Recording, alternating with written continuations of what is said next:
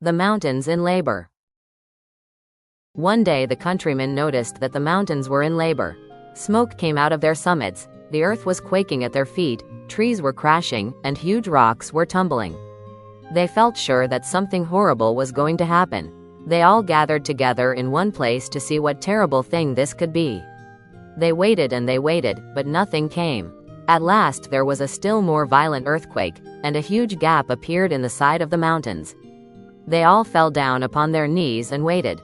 At last, a teeny, tiny mouse poked its little head and bristles out of the gap and came running down towards them, and ever after they used to say, "Much outcry, little outcome." The hares and the frogs. The hares were so persecuted by the other beasts, they did not know where to go. As soon as they saw a single animal approach them, off they used to run.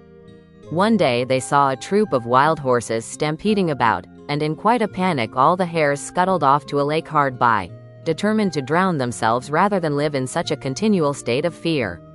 But just as they got near the bank of the lake, a troop of frogs, frightened in their turn by the approach of the hares, scuttled off, and jumped into the water. "Truly," said one of the hares, "things are not so bad as they seem.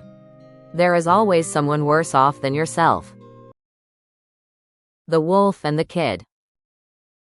A kid was perched up on the top of a house, and looking down saw a wolf passing under him.